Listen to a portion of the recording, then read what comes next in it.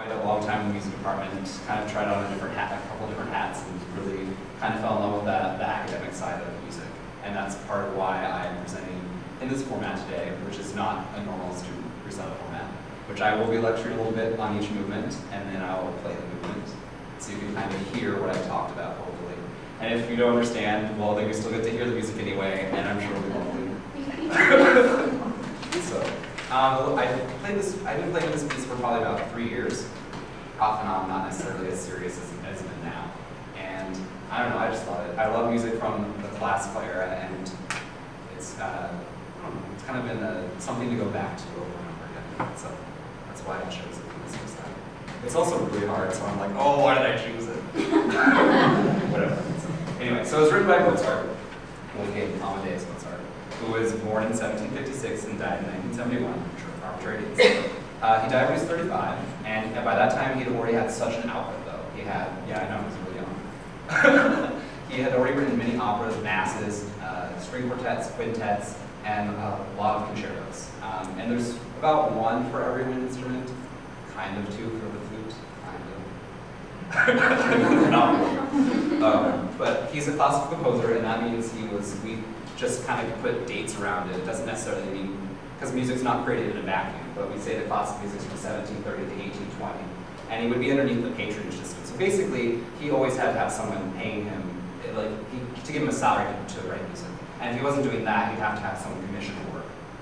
So writing music for people was common.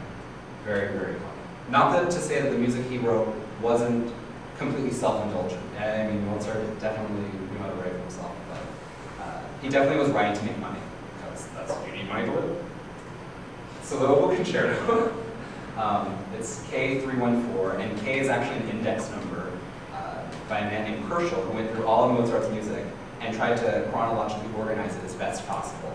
And so the Oboe Concerto falls with 314. It's actually kind of early on. And it was written for Salzburg oboist Giuseppe Ferlandis, who was really excited and played it a couple of times, and everyone was like, that was pretty good, that's pretty good.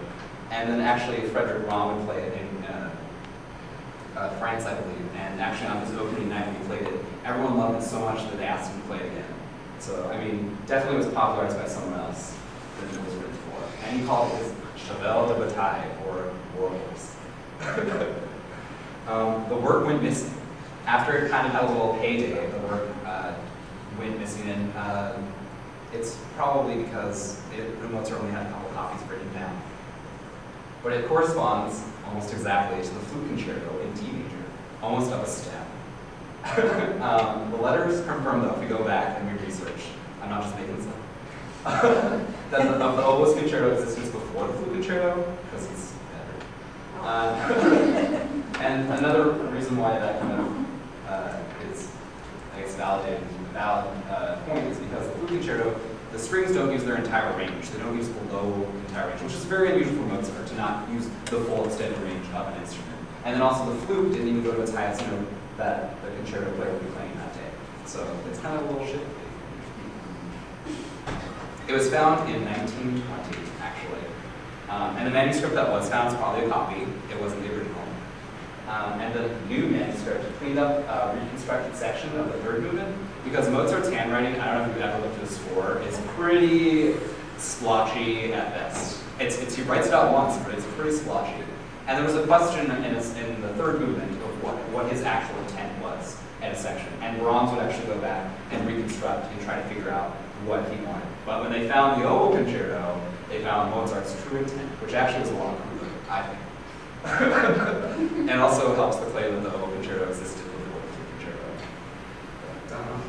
So I'm going to go a little bit over music, a little bit more about the specific of this piece. I'm going to talk about motives. And a motive is the smallest self-contained melodic structure within a piece of music. So you can think of like an atom or an egg. Like they have certain parts to them, but they're all like, it's still an egg. An egg still has a shell, yolk, and white, but it still is one thing. And the best example I can give is Beethoven's Fifth, because everyone knows dun dun dun dun, which consists of multiple notes, but it's still a recognizable small unit of music. They act as usually the seeds for work through repetition, expansion, and transformation. composer is able to create cohesive phrases. And this is specifically for this time period. There's a lot of rhetoric and thought that went behind people's music. Da, da. So I'm going to go over 3 of the motives in movement 1. Motive 1 is actually the opening motive presented by the orchestra. And this motive will actually only appear in the orchestra. And I'm going to walk over here and play it for you. It's kind of interesting because the oboe is never in the oboe part, which it's interesting.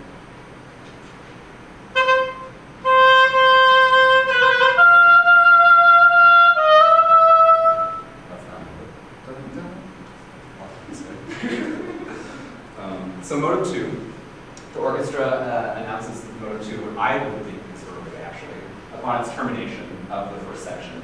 And the oboe plays a little drive form. So you can see there's a trill, and then the oboe does a trill and goes up. So I'll play both.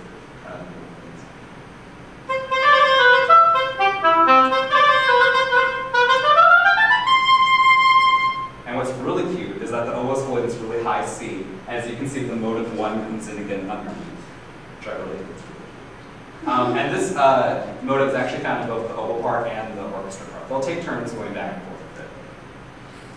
And lastly, there's a lot of other motives, but I'm just, this is the 3 that I want to concentrate on. Is a motive that's only found in the oboe line, and it's, I don't know, it's a portal figure, but it's very flashy, very kind of show-offy, I think.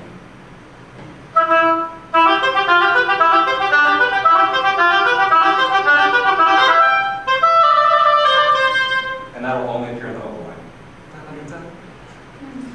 Okay, so this is the part that's like, oh, if you're not a music major, I'm going to be stretching those brain cells. So the musical form is actually called Concerto first movement form.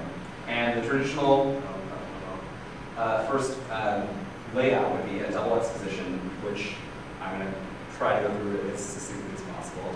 It's basically the orchestra or the accompaniment will play an entire section by themselves, and then the oboe or the soloist would come in and play with the orchestra in the background. So almost to kind of be like, this is the main melody, and then it's like the soloist goes, well, I'm going to play all of it too, and just be just as good as you.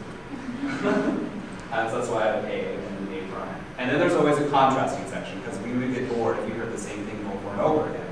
So it's usually a little bit more lyrical. And then after all that ends, that's all considered the exposition.